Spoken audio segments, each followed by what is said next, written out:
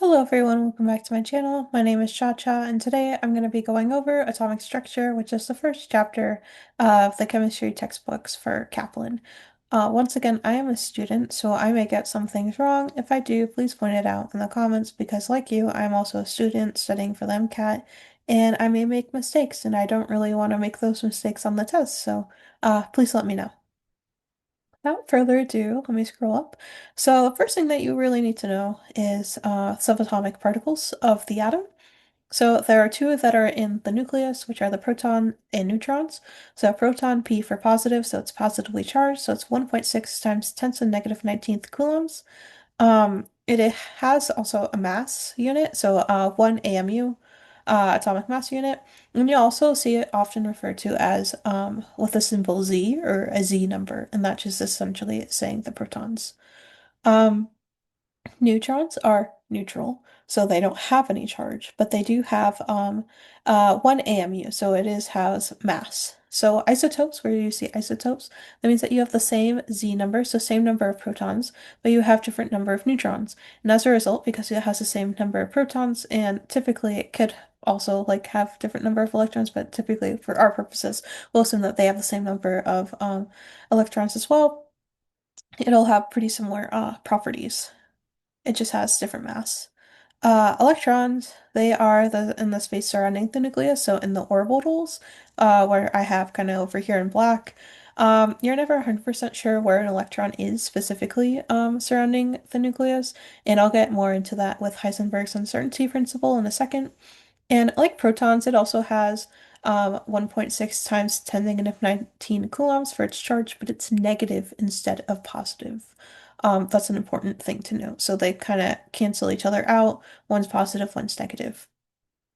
Hence why atoms are neutral, if it has even number of protons and electrons. But when it doesn't, we'll get into cations. So that's like when you take away electrons, that means that you have a positively charged atom.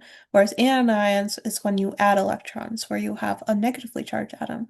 It can be kind of counterintuitive at first, like when you add something, you're actually decreasing the charge, whereas when you take something away, you're actually increasing the charge. But keep in mind that electrons are negatively charged. So like when you add something that's negative to something that's neutral, it'll become negative. Um, Same thing as if you were to take it away, it'll become positive. Over here, I kind of have like the inner shells. They're also kind of referred to as like they shield, or like they can be in charge, or like part of it is shielding the valence shell from the positive charge as well. Whereas the valence shell is kind of what I really want to get into in this video. Those electrons are far from the nucleus, or at least further than the inner shells are.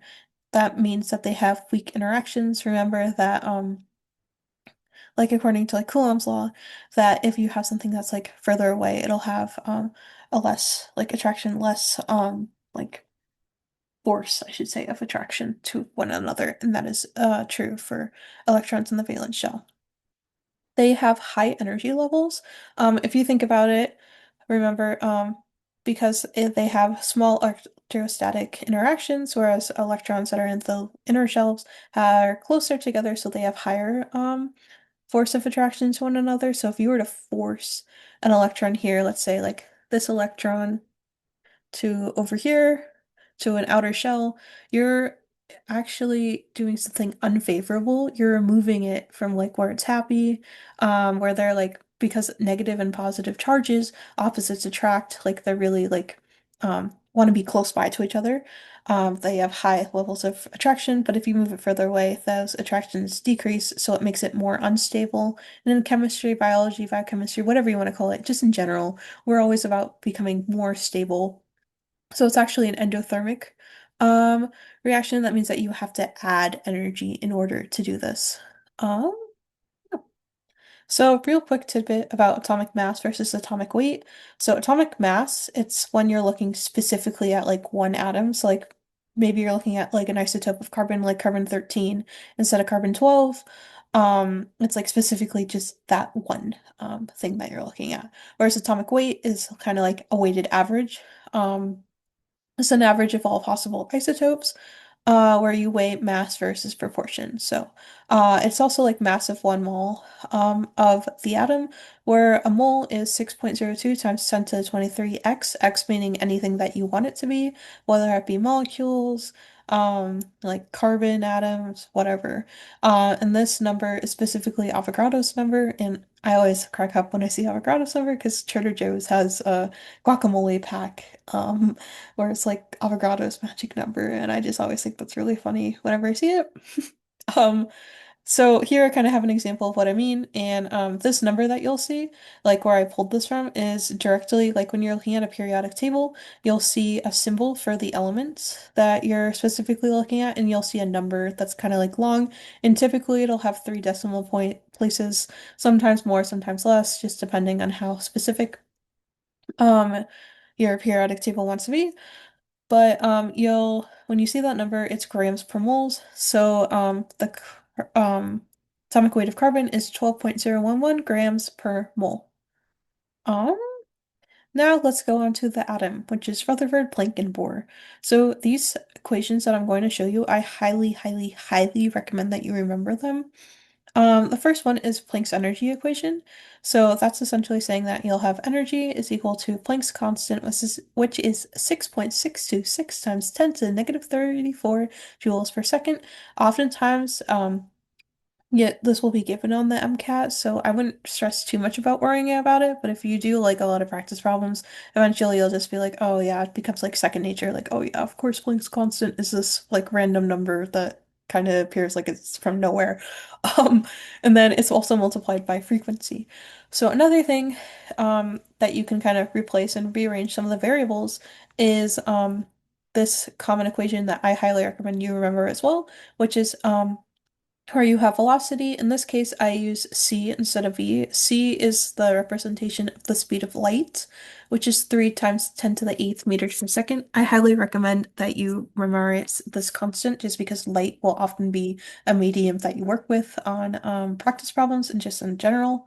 Um, Lambda, this little funny Greek thing here, is equivalent to wavelength, and F is equivalent to frequency. So if you rearrange to kind of cancel out frequent or like have these be equivalent to frequency, you have the speed of light over the wavelength. So plugging that in, so instead of having frequency, you'll have the speed of light on the numerator and lambda on the bottom. You'll get E is equal to Planck's constant times the speed of light over lambda or wavelength. So what is this essentially saying? So if you're looking at like visible light, you'll have red, which is typically 800 nanometers, and then you'll have violet or purple, but I don't have purple, so let's use blue. Um, which is 400 nanometers, and that's typically the spectrum of light, which is like a really small portion of light that we're actually able to see. Um, so violet is 400 nanometers, red is 800 nanometers. Red has a larger distance, so it's like large wavelengths, whereas violet has kind of like short. So essentially what this is saying is that when you have red, if you plug in 800 in the denominator, because it's a bigger number in the denominator, that means that you're dividing by a bigger number, so it's going to be smaller. So red light has less energy than violet because violet has, you're plugging in a smaller number in the denominator. Yeah, that's kind of all I want to say about that. Then I want to go into Bohr's model of the atom, which only really works for hydrogen or one electron systems, just because electrons repulse each other because they are both negatively charged, and I'll get into that a little further later. Um, so Bohr, through like lots of math, showed that as an electron is further from the nucleus, the energy becomes less negative, which makes sense. Um, Essentially, it's saying that you'll increase in energy because it's further away, it's less attracted. You're basically creating more unfavorable conditions. There's less attraction between the positively charged nucleus and the negatively charged electron. So n equals 1. It's a ground state, so it's the lowest energy, so it's the most stable, it's the closest to the nucleus, whereas n equals 2 is the excited state, it's further from the nucleus. And he could come up with this equation, so RH is equal to 1 over, essentially saying this is like n I, so the initial state squared minus 1 n f squared, so n is essentially saying like these levels, so basically this is saying um this is also, keep in mind, this is like one of the equations where it's the initial, I don't know why this is looks like a T. Initial minus final instead of final minus initial. Where you'll typically see like when you're looking at like delta or differences. Um, this equation is essentially saying that as you go from high to low number, that means that you're actually like gaining sorry, releasing energy. Whereas when you go from low to high, that means that you need to like insert energy in order to do this. Um, yeah. Um, yeah, kind of like think about it this way. In order for you to remove an electron from the nucleus where strong electrostatic forces are, you need to add energy, hence why further from the nucleus, so shells have higher energy. And then energy of the photon emitted as electron goes from high energy to low is the delta between those shells. So it's like the difference between the shells. Yeah, absorbed is when it goes from low energy level to a high energy because it's like specifically at that energy difference. It's what gets absorbed. So it's able, we are inserting energy into the system, so it's able to do that. And when it falls back down to the ground state, that's when a photon is emitted. So like that excess energy is transformed or like I guess like conjugated into a photon. And here is kind of me going more specific into that. So emission and absorption spectra.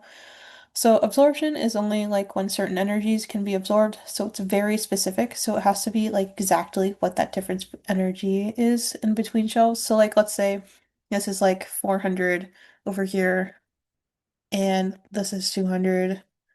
I'm not doing like this complex math. This is just like a really basic example. So like 400 minus 200, that energy difference is 200. So in order for that shell to like get sorry, for that electron to go from the n equals 1 to n equals 2 shell, there has to be energy specifically at 200. Um yeah, and over here I kind of have like the specific, so it's like as you can tell, it's like very specific, the differences between the different shells. That's what the black lines kind of signify. Um that's like where the specific energy that is like beaming down onto the specific molecule, what is absorbed. Now, so over here I have kind of the color wheel. So I have Roy G. Biv. So like if you like think it out, right? Like the colors of the rainbow, I'm sure we've all learned this like in elementary school.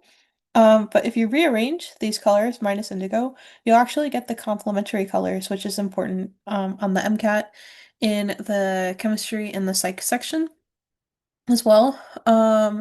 So complementary colors are essentially meaning that like what is absorbed is like the opposite is what we perceive. So it's complement. So like if red light is absorbed, we'll actually see green. If orange light is absorbed, we'll see blue. If yellow light is absorbed, we'll see violet. And the opposite is true. If we see absorbed green light, see red, blue, orange, violet, yellow. Emission is when electrons fall from excited to the ground state, so they release very specific photons, so those that energy difference. And this is the same as what was absorbed. So these kind of are like the opposite, I guess, of each other, as you can see with my crude drawing of the visible light spectrum, what you'll see. Um, so now I kind of want to go into more quantum mechanics of the atom. So, basically, what I was saying is that Bohr's model doesn't take into consideration repulsion of multiple electrons. Remember, electrons are negatively charged, and Bohr's basically when something is negatively charged, they don't like each other. They don't like being in close approximation. Um, so there's like these slight differences where they don't want to be close to each other in the orbital. So localized electrons in orbitals. They are general, but not super specific. It's kind of like a zip code, not a specific address. So like an orbital, you'll have like the p orbital, s orbital, d orbitals, etc. that I'll kind of get into in my next video when specifically we talk about that. Or I guess like further on actually in this video. I can't even remember what my notes are. That's okay. I'm going a little insane, but that's fine. Here is kind of the important concept in physics and in chemistry is Heisenberg's uncertainty principle. Fun fact, Einstein didn't actually believe this. He thought Heisenberg was full of crap because he thought that essentially like you could have a mathematical equation for everything, but Heisenberg was like, nah, like basically the more you know about position, the less you know about momentum. Um, for an electron, or just like in general. Um, so over here I kind of have like uncertainty, like this is percentage of like what we know. So it's like 50% position, we know 50% of the momentum. But over here, if we were to know like 0% of the position, we would know 100% of the momentum. Whereas if you know 100% of the position, you'll know 0% of the momentum. That is essentially what that's saying. Which is kind of freaky if you think about it and kind of over my head. But it has yet to be disproven. So far, Einstein's wrong, 1 point for Heisenberg. Um, yeah. Quantum numbers. This is kind of what I wanted to talk about for like you'll say like N, L, MS, ML. So the Pauli exclusion principle, there's a couple of rules that you need to know. So no two electrons can have the same two quantum numbers, which makes sense. It'd be kind of confusing if two things that weren't identical were identified as exactly the same. Electrons are, despite not really knowing too much about where they're located, you can kind of have more specific properties assigned to them. So, N limits like L, which emits ML, so it's kind of like a domino effect, so they all kind of like influence one another. So the principal quantum number N is theoretically could go towards infinity according to Bohr, but I don't think that's true, or at least it hasn't seemed to be true. This is obviously like a theoretical thing. So the larger the shell slash n is, where the electron is, the higher the energy. So that makes sense just because you'll have more electrons included in those shells in the atom. So the max number of electrons in the shell is equivalent to 2n squared, where n is the principal quantum number. So which row it's in, which period it's in. And then you'll have the correct, sorry if I butcher this, azimuthal slash angular quantum number, which is abbreviated as L. So this is the shape and number of subshells. So an N of like one doesn't have any subshells, which makes sense, right? Because you only have one shell, so it's impossible to have a subshell within only one subshell. Or sorry, only one shell. Whereas two, if so that means that you have like this'll draw. Right, so this is like the second um kind of shell. That means that it has one subshell. So this is equivalent to n minus 1. That is what the L is. Whereas the magnetic quantum number is the particular subshell that the electron is located. So each orbital can hold two electrons, hence why this is plus or minus L. So it can and then this is kind of relating to the quantum spin number, or MS, where an electron has two possible spin configurations, so it can go up plus or one half or down minus one half, which can fill each subshell. So I will kind of get into this. So over here I have S, which is equivalent to 0. Um, P is 1, D is 2, and F is 3. Um, so over here I kind of have like these are all filled. So this has plus one half electron or spin, minus one half, and they all kind of do.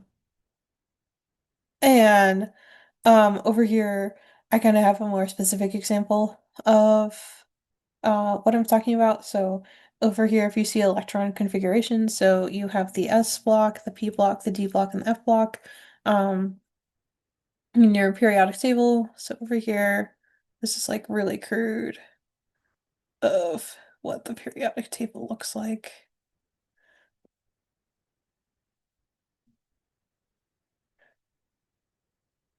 This is your F, this is S, this is D, and this is your P block.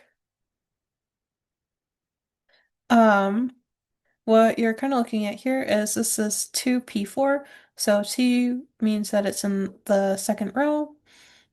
P means that it's in the p block, so it's over here, orbital slash subshell, and 4 means that it has four valence electrons. Um, Over here, we're looking at the Aufbau principle, which is essentially saying electrons fill shells from low to high energy. So you're going to go from 1s, 2s, and then you're going to go from 2p, and then you're going to fill these suborbitals with those electrons. But first, you always do this, so it's not going to be like you wouldn't have this, I guess. That basically you're not going to fill a higher energy shelf before a lower energy shelf, which makes sense since why would you want to waste your energy on filling up a higher energy shelf? Like you wouldn't want to. It's always like about saving energy, making it as happy as possible. Um yeah, and this is kind of here, so like this is low energy 1s, high would be energy would be 2p, just because it's further away from the nucleus, that positive charge, those electrons. So the n plus L rule is essentially where you add up the n and L numbers, so whatever is smaller between neutral atoms has the lowest energy. If it has the same ns plus L value, like when you add up all those integers, then whatever has the smallest n value has the lowest energy. This is like kind of a tiebreaker, and this is only true for neutral atoms, which I will explain in a little bit when we get to kind of some ion, like when we see cations and anions. So, for example, like if you're looking at an atom and you're like, I'm not entirely sure what fills up first, 5D or 6S. So 5D, 5 plus 2. D is assigned like an L number of 2. So 5 plus 2 equals 7. In 6S, 6 plus 0.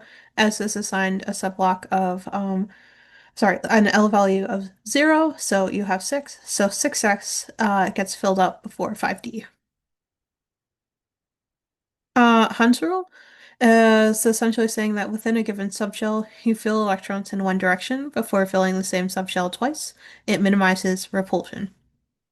Remember that electrons are negatively charged, so you don't want to put them within close-up proximity unless absolutely necessary. And if they're in the opposite spin, because that kind of gives them more grace. They're not like specifically like right up each other's like buds. So up here I kind of have the subshells of the p orbitals. So I have X, Y, and Z. And this is what you should do. See how they're nicely balanced, very far away from each other, not having two electrons in the X subshell and zero in the Z, because these are close in proximity to one another and they don't have to be. So we always want to minimize repulsion. Here I kind of have an example of, like, let's say that you're told, okay, on the MCAT, this is the periodic table you'll see on the MCAT. Just tell me what is the electron configuration of iron 3 plus, so Fe 3 plus. So first thing I like to do is to actually look at what iron is like when it's neutral. So shorthand, you'll always do it based on the since like it's annoying to write 1s, 2, 2s, 2, like yada yada yada, like we get it. It's gonna be the same thing up until like the specific element that you're looking for. So we do shorthand, we do it based on the closest noble gas to it, like I guess like before, not after. So like we wouldn't do krypton. Even if it was arsenic, we wouldn't do krypton. We would do argon still. Um so argon is our shorthand for our noble gas. It's before, kind of like the Price is Right. You can't go you could always go under, you can't go over. So it'd be argon force to 3d6 since iron is the 26th element. So there is 6, 1, 2, 3, 4, 5, 6, 6 in neutral. So it's force to 3d6. So when you add 3 plus, because you're looking at a charged atom, you can't do my n plus, you can't do the n plus L rule. You would go from whatever has the highest n number, since that means that it'll be the highest energies. So you'll take it from that first instead, since it's easier to take those electrons. So you'll take both of the electrons from the 4s2 and only one from the 3d6. So you're left with argon 3d5. Also, side note, this is also really happy since like this is when you look at the D shell, it is completely halfway full, which is happy too, since all the electrons are as far away from each other as possible. There are some exceptions to what you would initially think. So where Hund's rule seemingly prevails kind of over Aufbau's rule. So half-filled and filled orbitals, like this is kind of like the main thing you need to remember, are most stable. So, parallel spins, like when you're, since it kind of makes sense, right? Like half filled, like why it would be like, scrolling up to like this iron example, when you have the sorry, not PD, orbital, like the electrons are furthest away possible from each other as they can, but it doesn't really make sense. Why are we saying that it's, full orbitals are most stable? Because that doesn't really make sense, because like the electrons are as close as possible as one another and they're negatively charged, so they're kind of repulsed, right? But parallel spins actually leads to this is kind of like way over my head for quantum mechanics, leads to exchange interactions and stabilizing effects, so it actually reduces that repulsion.